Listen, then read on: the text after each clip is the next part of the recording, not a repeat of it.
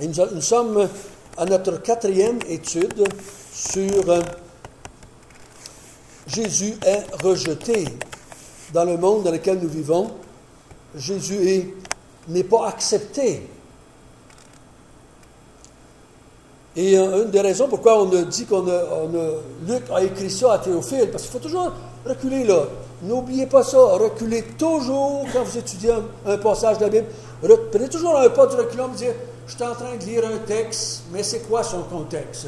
Si ça veut que ça fasse du sens, si on veut trouver qu'est-ce que l'auteur est en train de vouloir nous dire, et l'auteur ultime, c'est Dieu. Qu'est-ce que Dieu est en train de vouloir me dire quand je lis l'Évangile de Luc au chapitre 20? Pour faire ça, il faut que je recule un petit peu et dire, qu'est-ce que Luc est en train de parler? À qui est-ce qu'il a écrit cet évangile-là? Donc, il écrit à son ami Théophile pour qu'il soit quoi? Qu'il soit certain que ce qu'il a entendu venait de Dieu.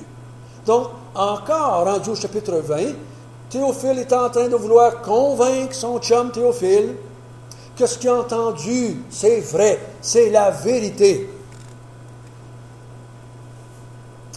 Et une chose que Théophile a entendue, c'est que Jésus-Christ a été crucifié. Et dans le contexte de Théophile, de l'Empire romain, les gens crucifiés, c'était des malfaiteurs. Puis pas juste des petits malfaiteurs, des malfaiteurs suprêmes. On ne mettait pas en croix n'importe qui. Ceux qu'on mettait en croix, c'était des gens extrêmement violents. C'était des révolutionnaires contre l'Empire romain. La plupart des gens qu'on a crucifiés, c'était des gens qui étaient anti-romains. Anti-romains. Et des gens qui s'attaquaient, c'était des meurtriers, quand vous les écoutez, vous regardez les deux larrons aux côtés de Jésus, c'était pas des enfants de cœur. C'était des gens malfaisants. Vraiment au point où est-ce qu'on voulait les donner en exemple. Donc, Théophile a besoin de comprendre comment ça que cet homme-là crucifié, ce juif-là crucifié, est le sauveur du monde. Vous savez que c'était un des gros obstacles pour les apôtres.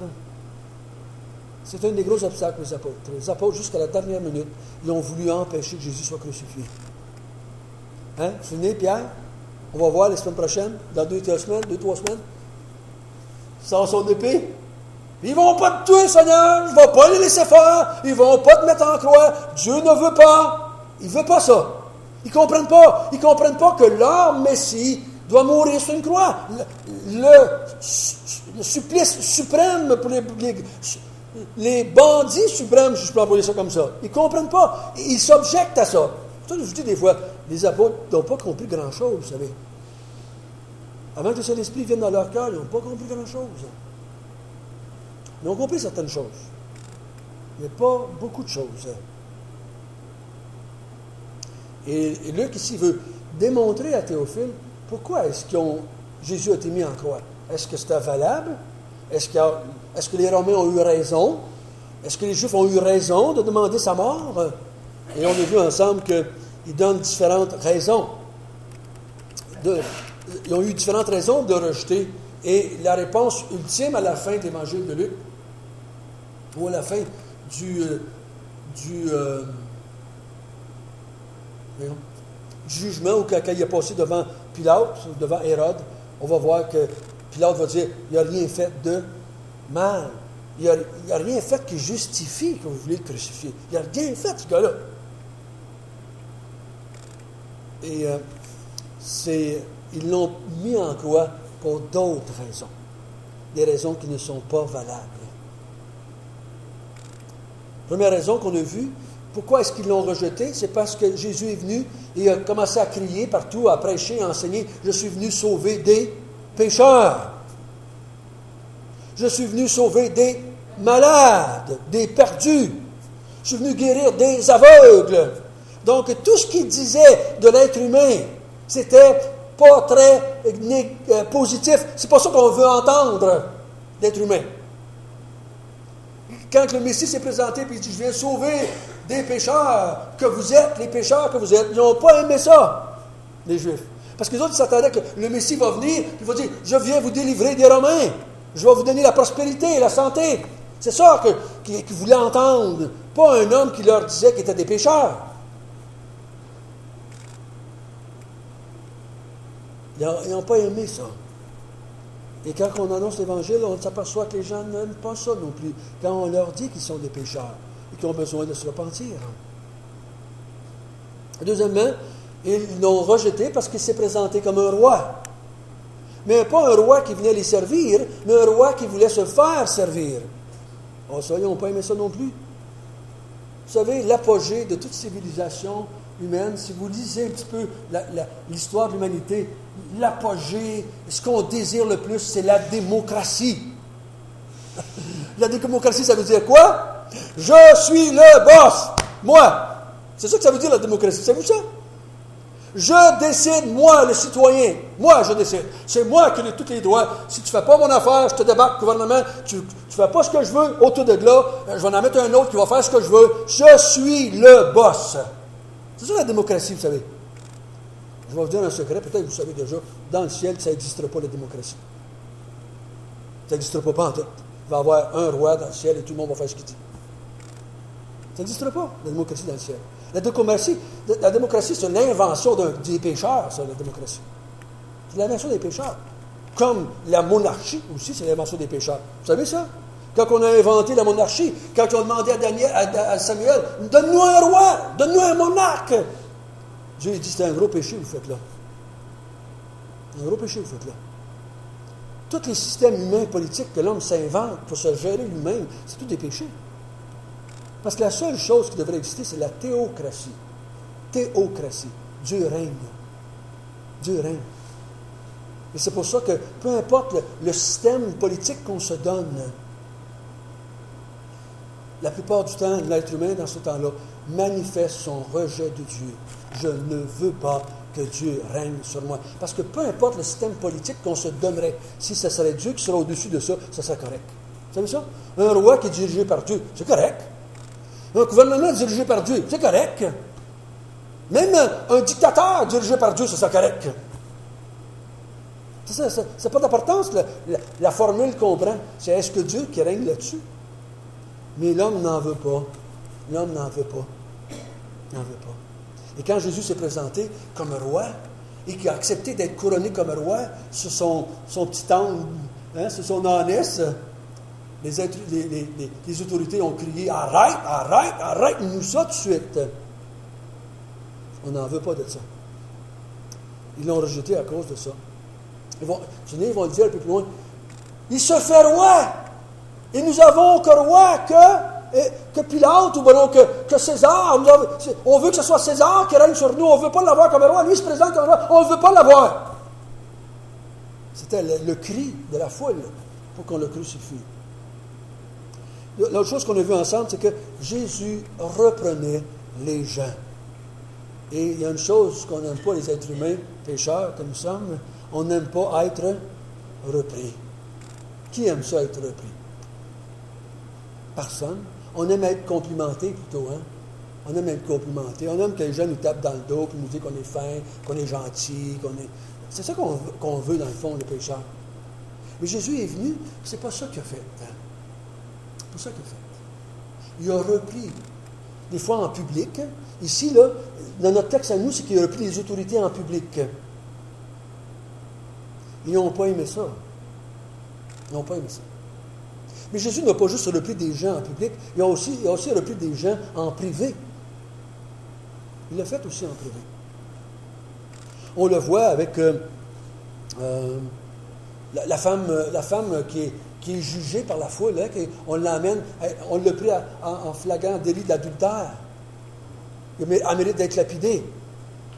Jésus a repris la foule et dit que celui d'entre vous qui est sans péché tire la première pierre. Et ils se sont tous en été. Là, ce n'était pas les autorités, c'était la foule. Mais quand la femme était toute seule avec lui, qu'est-ce qu'il a dit? Il l'a-tu repris? Ben oui, il l'a repris. Va, il ne pêche plus. Il n'a pas dit, t'es correct, t'es bien fine, t'es gentil, c'est pas grave ce que tu fais là. Non, il dit, va, il ne pêche plus. Parce qu'il va t'arriver pire si tu continues. Il a dit ça à l'aveugle-né aussi qui a guéri. Il dit, va, il ne pêche plus, afin qu'il t'arrive pas pire que ça. Qui était la condamnation spirituelle. Dieu a repris les gens aussi en privé, vous savez. Il n'a pas juste repris les autorités en public. Il a repris Pierre en privé un jour. Puis ce qu'il a dit, c'était pas flatteur, flatteur. Qu'est-ce qu'il a dit? Arrière de moi, Satan. Arrière de moi, Satan. Ouf! On n'aime pas ça, entendre ça. Les gens n'aiment pas être repris. On aime être flatté. Même si c'est des menteries qu'on nous dit, on aime ça pareil. On aime ça. Parce qu'on aime, on aime être flatté. Cette semaine, j'étais à l'école. Il y a un homme qui nous s'assoit avec nous autres. Puis, quand on a eu un peu mangé, on a fait un petit bout, on a quasiment fini de manger. Il dit, François, je me suis assis avec toi parce que je veux te poser une question. Ah, il dit, ouais, vas-y. Il dit, l'autre fois, on a jasé, puis tu as parlé des choses spirituelles, des choses de Dieu. Il dit, je te viens te poser une question par rapport à un livre que je suis en train de lire. Il dit, je suis en train de lire un livre, puis il l'a nommé, et à sa grande surprise, je ne l'avais pas lu. Il pensait que je l'avais lu, parce que c'est supposément un livre qui est très populaire sur la pensée positive présentement. La pensée positive, qu'est-ce qu'on fait avec ça? On se fait dire par quelqu'un qu'on est correct. Oh, t'es correct. Il faut être positif. Dis-moi pas rien de négatif. Il faut que tu me dises des choses positives. Juste positif. Il dit, vraiment spécial, c'est positif, il faut penser positif, il faut voir les choses positives. Là, il est allé, puis il est allé un bon bout, il décrivait son livre qu'il lisait, il était tout enthousiasmé. Et là, tout d'un coup, il dit, qu'est-ce que tu en penses, François? Moi, je suis pour ça, le positif. Oui, l'encouragement positif, je suis pour ça. Mais j'ai dit, il faut que ça soit la vérité. Il faut que ça soit aussi la vérité. Parce que si je t'encourage avec quelque chose que tu crois être positif, puis que ce n'est pas la vérité, dis, avec le temps, ça va te détruire. Hein? J'ai dit, si je te dis sur ton lit de mort que l'enfer n'existe pas et que tu pars en paix, tu vas avoir une méchante surprise dans le bord. Si je t'encourage avec quelque chose qui n'est pas vrai, c'est-tu positif, ça? C'est-tu positif? J'ai demandé, c'est-tu positif d'encourager quelqu'un avec quelque chose qui n'est pas vrai? Tu sais que ça va l'encourager, mais c'est pas vrai. Si un médecin vient à toi et qui dit, t'es pas malade, mon chum, t'es pas malade, mais c'est pas vrai. Est-ce que c'est pour... Tu t'en vas chez vous, puis, je suis donc content, je suis pas malade un matin, 3-4 jours après, tu tombes mort. C'était-tu vraiment positif, ça? Mais non, c'était pas positif. C'était de la menterie. Moi, je suis pour ça le positif, si c'est la vérité. Si c'est la vérité. Il s'est levé, puis il dit, bon, mais j'ai quelque chose à faire. Il dit, je t'en parlerai. Il voulait que je l'approuve. Il n'a pas aimé ça, d'être repris, de se faire dire qu'il n'avait peut-être pas raison. Il n'a pas aimé ça. On n'aime pas ça, se faire reprendre. On n'aime pas ça. Si vous avez accepté, et si j'ai accepté d'être repris par Dieu, c'est un miracle de Dieu. Avez-vous ça? Pour le fait que vous avez accepté un jour de dire « je suis pécheur et je me repens », c'est un miracle de Dieu. Ça ne vient pas de vous. L'être humain n'aime pas ça. L'être humain ne veut pas ça. Le pécheur fuit cela. Romains 8 dit, la chair ne veut pas et ne peut pas faire ça. Elle ne veut pas et elle ne peut pas le faire. C'est quelque chose qui la répugne. La chair ne veut pas admettre ça.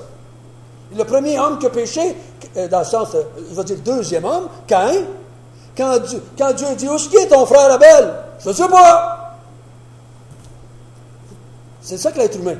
Non, c'est pas moi, je ne sais pas, j'ai rien fait, j'ai rien vu, c'est pas moi. Ça, c'est l'être humain, ça. L'être humain ne veut pas ça, il n'accepte pas ça. Mais quand la grâce de Dieu vient, quand l'Esprit de Dieu vient en nous, là, il va nous convaincre. Puis on va accepter de dire, je suis pécheur, je suis condamné, sauve-moi s'il te plaît. Mais c'est un miracle de Dieu. Ça ne vient pas de l'être humain.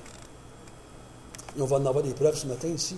Jésus va reprendre des gens et ces gens-là vont le haïr à cause de ça. Au lieu de trouver de la lumière, au lieu de trouver de la sagesse, de dire « Wow, une chance que tu nous le dis, on est content que tu nous le dises. » C'est pas ça. Ils vont plutôt se revirer de bord et vont vouloir faire mourir Jésus. On a vu au chapitre 20, au verset 26, qu'ils ont posé des questions à Jésus. César, devons-nous payer le tribut à César? Et Jésus a dit quoi? Oui. Il s'attendait à ce qu'il n'était pas dire non, mais il a dit oui. Donnez à César ce qui revient à César et donnez à Dieu ce qui revient à Dieu. Donc, les autres espéraient qu'il était pour dire un ou l'autre. Non, donnez pas ça à César, c'est des Romains. Donnez ça à Dieu à la place. Ou bien ils espéraient qu'il était pour dire donnez ça juste à Dieu, donnez-le pas aux Romains. Il était pour dire les Romains vont le tuer. L'autre côté, il dit les Juifs vont le tuer. Un des deux. Il dit les deux. Il donne les deux réponses. Donnez à César ce qui est à César et donnez à Dieu ce qui est à Dieu. Donc, Jésus a répondu avec beaucoup de sagesse et ils n'ont pas aimé ça. Et ensuite, on a vu ensemble qu'il y a eu la question par rapport à la résurrection. Hein? Les Sadducéens qui arrivent. Hey, il y a une femme qui a eu 7 maris, puis ils sont toutes les 7 morts, puis elle est morte. Là, qu'est-ce qui va arriver dans l'autre monde, dans le nouveau royaume de Dieu? Qu'est-ce qui va arriver? Quel mari que cette femme-là va prendre? Parce que la polygamie n'était pas permise, encore bien moins pour les femmes dans le temps des Juifs. Parce que la femme ne pouvait pas avoir 7 maris. Et Jésus leur a dit, vous ne comprenez pas les Écritures. Vous ne comprenez pas l'Ancien Testament. Et mon ami, c'était des enseignants de l'Ancien Testament. Et il leur dit, vous ne comprenez pas les Écritures. Ils n'ont pas aimé ça. Et la haine continue à monter, et la colère s'installe parmi eux autres jusqu'à un point où ils vont finir par le tuer, ou le faire tuer. Et ce matin, nous allons en avoir un autre, au verset 39. Chapitre 20, verset 39. Une autre chose, mais cette fois-là, c'est Jésus qui va poser la question. Jésus dit, vous m'en avez posé quelques-unes, là, je vais vous en poser une aussi. Juste avant, on va voir quelques-uns des scribes. Après que Jésus a répondu par rapport à la résurrection, il dit, les scribes prenant la parole dirent, « Maître, tu as bien parlé. » Et ils n'osaient plus lui poser aucune question. Pourquoi est-ce qu'ils disent ça, les scribes? Pourquoi est-ce qu'ils disent à Jésus, « Maître, tu as bien répondu. » Simplement parce que les scribes croyaient à la résurrection. Les gens sont prêts à approuver et dire à Jésus, « T'es un grand... t'es bon, t'es un grand théologien, t'es le meilleur, t'es un maître, parce que tu dis comme nous. » Mais quand Jésus dit d'autres choses, pas comme eux, ils veulent le flancher. Vous, quand vous rencontrez un non-croyant et que vous lui dites quelque chose qu'il croit déjà, il va dire, « Ben, François, tu as bien raison. » Il appuie ça, parce qu'on dit la même chose que les autres. Et quand on leur dit quelque chose qu'ils ne croient pas, là, ils vont réagir. Soit bien ou mal, ils vont réagir. Et les scribes ici, ils vont appuyer Jésus parce que les scribes et les pharisiens croyaient à la résurrection et les Sadducéens ne croyaient pas à la résurrection. Donc Jésus prend parti, ce fois-là, pour les Sadducéens, pour les pharisiens et les scribes. Et là, les scribes sont de bonne humeur. Ils disent, il prend position pour nous autres. Mais au verset 40, qu'est-ce qui arrive? Ils n'osent plus lui poser aucune question, donc ils ne sont pas sûrs pantoute, là. S'il avait trouvé en Jésus un maître, un vrai maître, il aurait continué à lui poser plein de questions. Il tape des mains, c'est beau ce que tu as répondu, mais on ne te pose plus aucune question parce qu'on ne voudrait pas que tu nous contredises. Ça, c'est l'attitude des scribes. C'est l'attitude des scribes. Et Jésus les connaît bien, ces scribes-là. Et quand que vous lisez les passages de l'évangile de Luc par rapport aux scribes, vous allez voir que à partir du début du ministère de Jésus, Jésus a parlé aux scribes dans sa vie et on voit que ça monte. Les scribes reconnaissent, comprennent, après un certain temps, que Jésus n'est pas sur leur bord. Jésus n'appuie pas ce qu'ils font. Jésus n'appuie pas ce qu'ils font. Et automatiquement, ils vont commencer à développer de l'amertume contre Jésus. Je vais vous en lire quelques-uns. Les scribes et les pharisiens se mirent à raisonner et à se dire, « Qui est celui-ci qui profère des blasphèmes? » Il parle de Jésus, là. « Qui peut pardonner les péchés si ce n'est que Dieu seul? » Ça, c'est le premier dans Luc qu'on voit. Les scribes se rebellent contre Dieu. Ils l'accusent d'être un blasphémateur parce qu'il s'est déclaré Dieu. En disant, je pardonne les péchés, les scribes ont conclu qu'il se déclarait Dieu. Juste Dieu qui peut pardonner les péchés. Et ils l'accusent d'être un blasphémateur.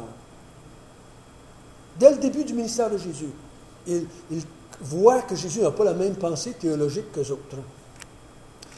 Dans un autre un peu plus loin, les pharisiens et les scribes murmurèrent et dirent à ses disciples, « Pourquoi mangez-vous et buvez-vous avec des publicains et des gens de mauvaise vie? » Ça, c'était une autre raison que les scribes n'aimaient pas Jésus. C'est que Jésus fréquentait les gens de mauvaise vie. Ils n'aimaient pas Jésus à cause de ça. Et, vous êtes d'accord avec moi? On se tient avec les gens qu'on apprécie. Hein? On se tient avec les gens qu'on veut côtoyer. Vu que le fait que Jésus ne se tenait pas avec eux autres, les scribes et les pharisiens, ils se sentaient quoi? Rejetés. Ils sentaient que Jésus n'était pas avec eux autres, qu'il n'appuyait pas leur travail, mais qu'il était avec les publicains et les gens de mauvaise vie. Là, ils l'accusaient de vouloir d'être comme eux autres. Mais Jésus dit, je ne suis pas comme eux autres, mais je veux les sauver. Dans Luc 6, il dit, les scribes et les pharisiens observaient Jésus pour voir s'il ferait une guérison le jour du sabbat. C'est afin de pouvoir l'accuser. Donc, là, ils savaient, donc ils dit, on va essayer de le détruire. Hein? Et là, ils ont commencé à l'espionner pour le détruire, pour trouver une faille dans ce qu'il disait, dans ce qu'il faisait.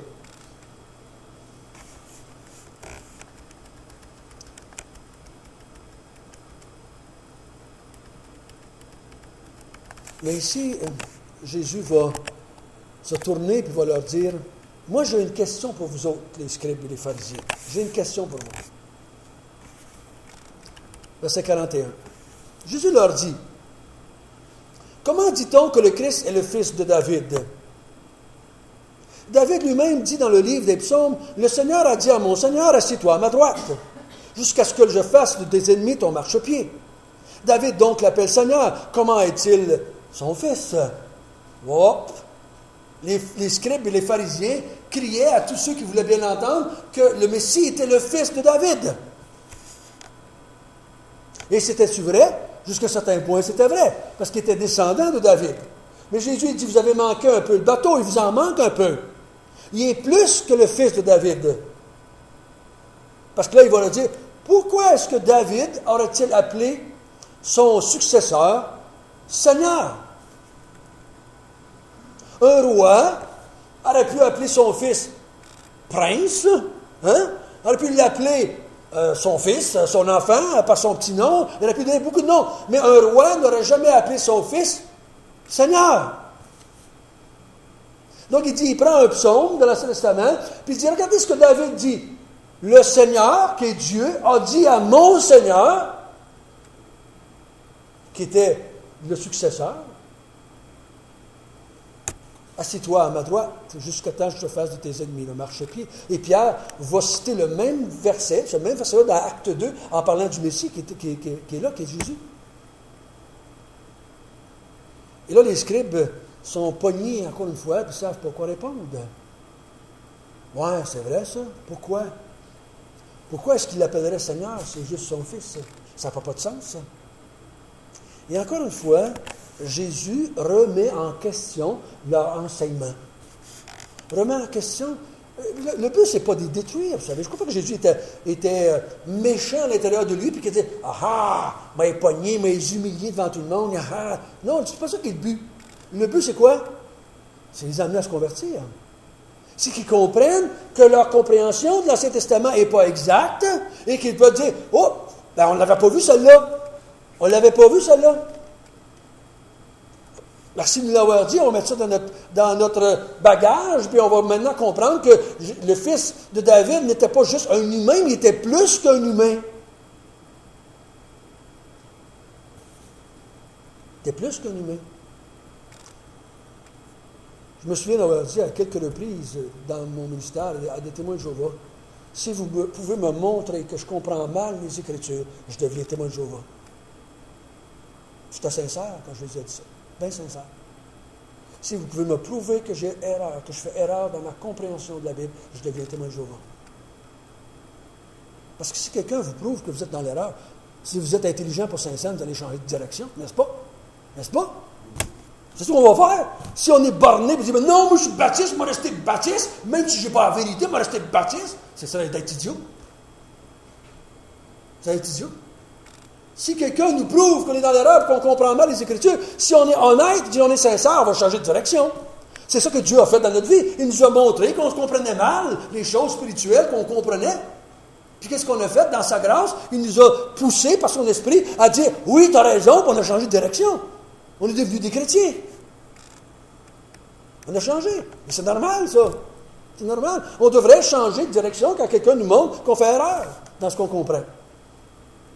Et ici, ces hommes-là, au lieu de dire « Tu as raison, Seigneur, on va changer de direction maintenant », non, tout ce qu'ils disent plutôt, c'est « On va te tuer. Tu vas arrêter de nous montrer qu'on n'a pas raison. On va te tuer. » Et c'était une question très simple, n'est-ce pas? Très, très simple pourtant.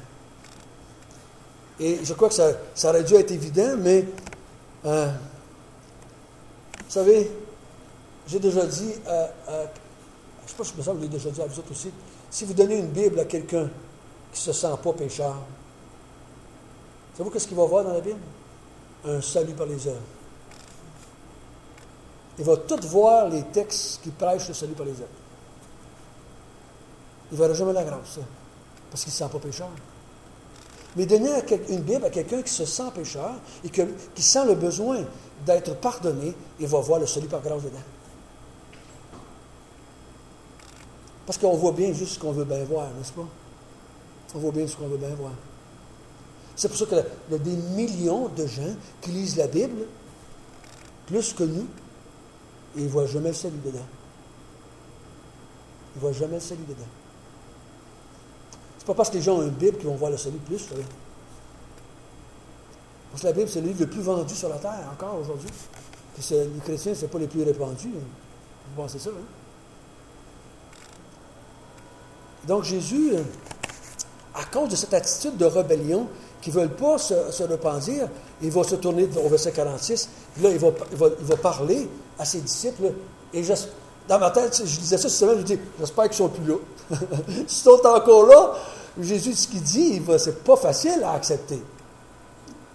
Et là, il se retourne vers la foule, c'est ce que je présume, gardez-vous des scribes. Ça veut dire quoi, gardez-vous? Tenez-vous loin, protégez-vous. Éloignez-vous de ces gens-là. On sait bien que Jésus ne parle pas de l'homme physique, mais de leur enseignement, de leur façon de comprendre les Écritures, façon de comprendre Dieu. Gardez-vous des scribes. Ailleurs, il va dire des scribes et des pharisiens. Là, il va leur dire, il va les décrire. Ils aiment se promener en robe longue. Nous autres, les hommes, aujourd'hui, ça nous intéressera moins, de se promener en robe longue. Qui se promenait en robe longue dans ce temps-là? Parce que là, s'ils aiment se promener en robe longue, c'est quoi? Ça les distingue. Ça les distingue des autres. C'était qui se promenait en robe longue? Les rabbins, les maîtres, les enseignants. Les hommes, dans ce temps-là, n'avaient pas des robes longues. Ils avaient des robes aux genoux. Les hommes avaient des robes à peu près aux genoux. Les femmes jusqu'à terre. Les hommes à peu près aux genoux. Et il dit, il aime ça se promener en robe longue. Et il y avait une sorte de robe. Et c'est pour ça que quand vous voyez rentrer Jésus dans certaines places, il l'identifie tout de suite comme un enseignant. Parce qu'il s'identifiait par leur habillement. Surtout qu'il y avait une robe longue, puis il y avait une façon de s'habiller. Ah, un rabbin. Ah, un enseignant. Ah, un maître. Et là, il s'approchait de ces gens-là. Il y avait une façon de faire les choses chez les Juifs. Et aujourd'hui, je pense que je vous l'ai déjà dit, si vous allez chez les Juifs orthodoxes, regardez les chapeaux. Le chapeau qu'il porte, il n'y en a pas un qui est pareil. C'est le chapeau rond, il y a des chapeaux plats, il y a des chapeaux avec de la fourrure, il y a toutes sortes de chapeaux. Et chaque sorte de chapeau identifie un groupe de Juifs orthodoxes qui croient des choses différentes que l'autre groupe. Ils s'identifient comme ça. Et dans ce temps-là, les rabbins avaient des robes longues. Et c'est pas pour rien que dans certains mouvements religieux, les religieux portaient des robes longues. Ça vient de là, là. Ça vient de là, là. On portait des robes longues parce que c'était une marque de spiritualité, de connaissances religieuses, spirituelles. Il aime ça, se promener en robe longue. Qu'est-ce qu'il aime à part de ça? Il aime être salué en public. Il aime ça qu'on leur dise « Oh, rabbin, oh, maître, oh! » Il aime ça se faire dire qu'ils sont spéciaux, qu'ils sont plus hauts que les autres, qu'ils sont corrects, qu'ils sont meilleurs que je dirais que la moyenne des gens. Il n'aime pas ça. Il aime ça, excusez. Il aime ça se faire dire ça. Il recherche les premiers sièges dans la synagogue. Ceux qui s'assient en première reste pour vous autres, là. Non. C'est peut-être pour ça que les Juifs n'aiment pas ça. Pour les Juifs, les baptistes n'aiment pas ça s'asseoir en avant. Un matin, je dis à Daniel, il avait mis 3 rangées, Daniel. Je dis, mets-en juste 2, les baptistes ne s'assisent pas en avant. C'est peut-être parce qu'ils sont eux, ils ne veulent pas s'asseoir en avant. Non, c'est des jokes. Ceux qui écoutent le CD, là, c'est un joke. Hein, dans ce temps-là, il aimait ça être assis en avant parce que ça paraissait bien. Parce que dans ce temps-là, plus tu étais assis en avant, plus c'était important. Puis il dit, il aime ça, il dit, dans les festins, prendre la première place. Parce que dans ce temps-là, il y avait les gens les plus importants au bout de la table. Puis plus tu étais important, plus tu étais proche de l'autre qui t'avait invité. Et moi, tu étais important. Vous vous souvenez, quand Jésus a parlé des noces, la parabole des noces, moi, j'ai été élevé comme ça. Chez nous, c'était comme ça. Chez ma mère, c'était comme ça. Mon grand-père était assis là avec ma grand-mère. Il était en âge le plus vieux vers les plus jeunes. Puis vous savez qui on servait le premier? Celui qui était assis au bout de la table. Là. Aujourd'hui, on sert les bébés en premier. On a bien changé, vous savez. On a bien changé. Je ne dis pas que c'est pour le mieux qu'on a changé. C'est ça qu'on fait. On montre notre priorité dans la vie. Et on dit que les enfants rendent la société aujourd'hui. C'est vrai, on les sert en premier. Ils comprennent qu'ils sont les plus importants comme ça. Mais il dit, non, tu sers le boss en premier. Le plus important en premier, c'était le grand-papa, le patriarche de la famille. C'était normal qu'on fasse ça. Et dans ce temps-là, c'est ce qu'il faisait. Mais les autres, il dit, ils recherchent la première place. Parce qu'ils veulent être montrés qu'ils sont un peu importants que les autres. Et Jésus, il dit, à cause de ça, il dit, gardez-vous de ces gens-là. Gardez-vous de ces gens-là. Parce qu'il dit au verset 47, ils vont dévorer la maison des veuves, en plus. Ils dévorent la maison des veuves. Ils vont chez les veuves, puis ils abusent de ces veuves-là. Je ne sais pas qu'est-ce qui est tout impliqué dans le dévorer ici. Mais Steve Justin, c'était négatif. Là.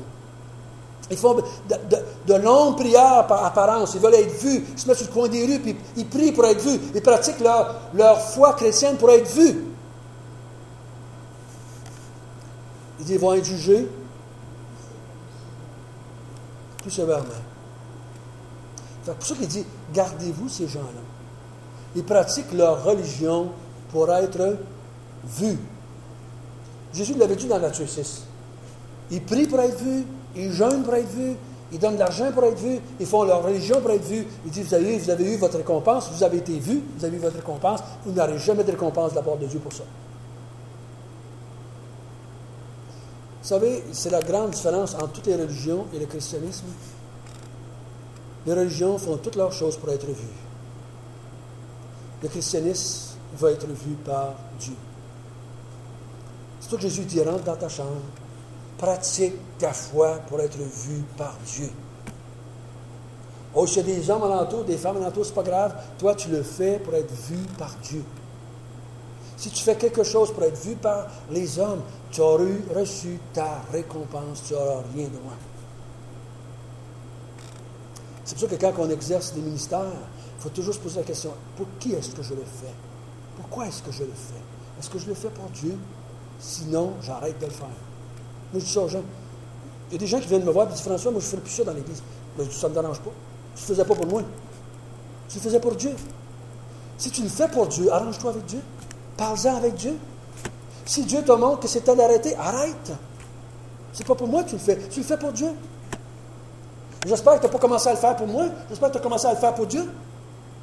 Donc, tu n'as pas d'affaire à me dire à moi que tu veux arrêter. Dis-le au Seigneur, puis arrête. Parce que c'est avec le Seigneur que tu fais les choses. Pas avec moi. On ne fait pas les choses pour les hommes. Parce qu'on ne devrait pas. Des fois, ça nous arrive de le faire quand même. Donc, c'était pas drôle, il les scribes à matin. C'était pas drôle. Et là, je vais juste terminer en faisant un petit bout. Je vais aller un peu plus loin parce que je crois que ça termine notre série sur le rejet. Jésus ayant levé les yeux, là, il vient de parler des scribes, puis là, il dit, gardez-vous des autres. Là, il lève les yeux, et en levant les yeux, il vit les riches mettre leur offrande dans le tronc. Il vit aussi une pauvre veuve qui y mettait 2 petites pièces. Et il dit, je vous le dis en vérité, cette pauvre veuve a mis plus que tous les autres, car c'est de leur superflu que tous ceux-là ont mis des offrandes dans le tronc, mais elle a mis son nécessaire, tout ce qu'elle avait pour vivre. Moi, je crois que Jésus a mis ça là, ou Luc a mis ça là. Il dit, voici ce que je veux. Je ne veux pas ce que les scribes font. J'en veux pas de ça. J'en veux pas de scribes. Je veux avoir des veuves. Je veux avoir des veuves. Des hommes et des femmes qui vont faire les choses pour moi. Qu'ils vont me voir, moi, comme étant plus important que eux. Cette femme-là, ici, pour moi, personnellement, ce qu'elle est en train de me dire, et c'est quoi ce qu'elle est en train de dire à Dieu et à Jésus? Pas à Jésus parce qu'elle ne le connaît pas encore, mais à Dieu dans ce sens-là. Mais Jésus est en Dieu, il le voit, il le prend lui personnellement. Cette femme-là est en train de dire, je suis plus importante à ses yeux qu'elle-même. Elle a donné tout ce qu'elle avait pour vivre. Les autres donnent de leur superflu. Ils se servent en premier et ils donnent leur restant. Vous êtes comme moi, vous n'aimez pas ça que les gens vous donnent leur restant. On est bien plus heureux quand les gens nous donnent ce qu'ils ont de mieux. N'est-ce pas? Soit que ce soit en temps, en argent, en n'importe quoi. Quand les gens nous donnent ce qu'ils ont de mieux, ils sont tentés de nous dire quelque chose qu'on est très important. Et là, si on va à l'extrême, si je donne ma vie pour te sauver, je suis en train de te dire, ta vie est plus précieuse que la mienne. Je meurs pour que toi tu puisses vivre. Je donne ma vie pour que toi tu puisses vivre. Je suis en train de te dire que tu es plus important à mes yeux que moi-même. Et cette veuve-là, c'est ce qu'elle fait ici. Elle donne tout ce qu'elle avait pour vivre, elle le donne à Dieu. Vous pouvez bien vous dire, ouais, mais Dieu va pouvoir le lendemain. Oui, vous pouvez peut-être le penser, mais ce n'est pas marqué dans le texte. C'est pas ça que Jésus voulait qu'on comprenne. Il voulait juste qu'on comprenne. Il dit, c'est ce genre de personne-là que je veux avoir dans mon royaume. Que Dieu est plus important que n'importe quoi. Que leur propre vie. Que leur propre vie. Et je crois que nous avons besoin, personnellement, de la grâce de Dieu pour faire ça et pour comprendre ça. Et ce matin, je crois qu'il nous faut nous interpeller, parce qu'on lit le texte, il faut nous interpeller. Et dire, est-ce que moi, je fais les choses pour être vu? Ou si je fais les choses pour servir Dieu? Est-ce que Dieu est plus important dans ma vie que moi-même? Est-ce que Dieu a toute la première place?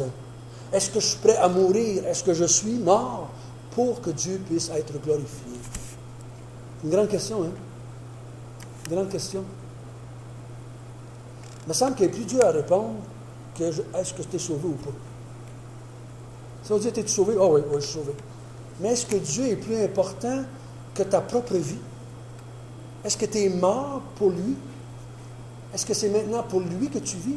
Quand tu te lèves le matin, c'est ça que tu penses? Tu veux servir Dieu? Tu veux exalter Dieu? Tu veux servir Dieu dans ton quotidien? C'est à ça que tu penses? Tu planifies ton avenir, tu planifies tes finances, tu planifies tout ce que tu fais dans le but que Dieu soit connu et glorifié. C'est tout ça que tu vis. C'est ça qu'il faut se poser comme question. Parce que si tu es sauvé? Oui, je m'en vais au ciel quand je meurs. C'est facile à répondre, celle-là. L'autre, n'est pas aussi facile à répondre. Mais c'est là qu'il faut se poser la question, pour dire, est-ce que moi, je vis ça par la grâce de Dieu? Et si vous dites oui, vous ne pouvez pas vous en glorifier, c'est la grâce de Dieu. C'est la grâce de Dieu. Que le Seigneur puisse nous aider à présenter Jésus-Christ quand même. La majorité des gens à qui vous allez le présenter vont le rejeter. C'est une parole de Jésus, ce n'est pas une parole de François. Jésus a dit quoi? Peu de gens vont être sauvés. Peu de gens vont trouver la porte étroite. C'est peu de gens. J'aimerais bien dire que c'est tout le monde. J'aimerais bien dire que beaucoup de monde vont être sauvés à Mont-Tremblant. Beaucoup de monde va être sauvé au Québec. Beaucoup de monde va être sauvé au Canada. J'aimerais bien le dire, mais Jésus ne l'a pas dit. Il a dit peu. Il faut bien accepter le fait. Il a dit peu. Donc, il va en avoir peu qui vont accepter le Seigneur. Il va en avoir peu. Il l'a dit. C'est vrai, je vous dis. Mais ce que vous et moi, on est en train de faire, c'est de chercher ce peu-là. Nous sommes à la recherche des brebis de Jésus, pas des autres. Les autres, ils n'accepteront pas. Mais ce qu'on recherche, nous, c'est ces âmes-là que Jésus veut sauver. Qui, quand ils vont entendre la parole de Dieu, ils vont la reconnaître et ils vont se convertir. Quand je m'en vais à l'école le matin, je me dis, Seigneur, y en a-tu dans ce groupe-là? Y en a-tu dans ces 50-là? Y en a-tu une? Y en a-tu deux qui vont entendre ta voix et qui vont se convertir? Il ne me répond pas. Mais on continue à le faire, n'est-ce pas? Il faut continuer à le faire.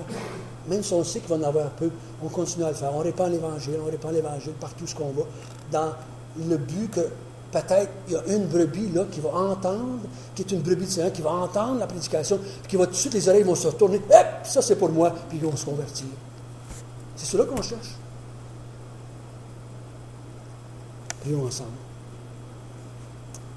Notre Père, c'est 2 chapitres qui nous attristent en tant que tes enfants. De voir que les gens te rejettent, de voir que le monde te rejette pour des choses qui ne sont pas vraies. Ils te rejettent parce qu'ils sont orgueilleux. Ils ne veulent pas admettre. Ils ne veulent pas se soumettre. On les comprend parce qu'on était comme eux pendant longtemps. Dans ta grâce, tu nous as sauvés. Dans ta grâce, tu nous as soumis. Dans ta grâce, tu nous as convaincus. Dans ta grâce, tu nous as amenés jusqu'à toi. Nous t'en bénissons. Nous te prions, Seigneur, que tu puisses nous aider à continuer à prêcher la bonne nouvelle, sachant qu'il y en a qui vont entendre, qui vont se convertir. Seigneur, même si on va nous rejeter, donne-nous la grâce de continuer.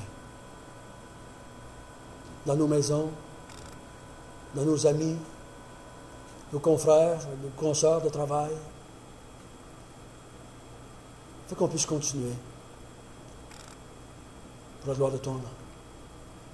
Parce que nous le faisons pour toi, afin que tu sois glorifié. Béni sois-tu, car nous te prions au nom du Seigneur Jésus. Amen.